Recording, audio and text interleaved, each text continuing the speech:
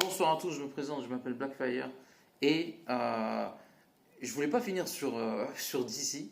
C'est pas que j'aime pas DC, là n'est pas la question, hein, mais c'est que j'avais prévu autre chose, mais là l'info elle est tellement balèze, je suis obligé de finir sur ça.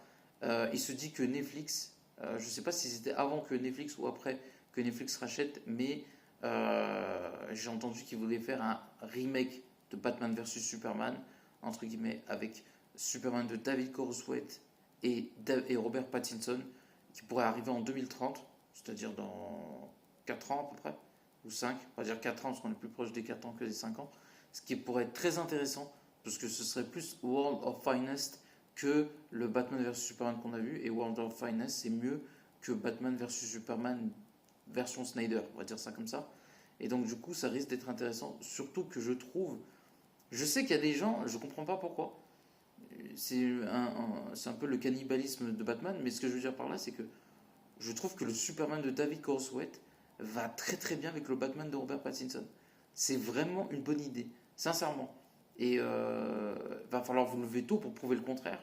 Et je pense que même si Gunn a toujours lutté contre ça, ou il essaye de faire croire que non, pour moi c'est inévitable. C'est tellement logique, je suis très surpris que lui-même n'y pense pas. Et là pour le coup, même s'il est plutôt assez franc, euh, le Batman qu'il veut faire, enfin le reboot que Gunn veut installer, ça va être compliqué. Ça va être très très très très compliqué. Pas parce qu'il n'a pas de talent, hein, mais déjà parce qu'on a vu beaucoup de films Batman. On va pas se mentir, actuellement on est focalisé sur le film de Robert Pattinson. J'ai peur que l'intention aussi elle se dilue. C'est-à-dire que vu qu'on est concentré sur le Batman de Robert Pattinson, ben on n'est pas épais par un autre Batman là tout de suite quoi. Donc du coup, faire un autre Batman c'est beaucoup plus compliqué et dangereux. Je comprends pourquoi ça prend beaucoup de temps, parce que c'est pas évident de faire un autre Batman. Et comme disait James Gunn, soit tu fais un Batman de fou, soit tu le fais pas. Et je suis assez d'accord avec lui. Donc du coup, tu peux faire quelque chose. J'ai même entendu que James Gunn voulait faire un Batman, vous savez, avec le costume classique que beaucoup de gens aiment, c'est-à-dire le noir avec le gris, avec un peu de jaune, comme dans les comics. Et le jaune, je caricature un peu, mais vous m'avez compris avec la ceinture. Euh, la version, on va dire, Jim Lee du personnage, c'est un dessinateur, Jim Lee.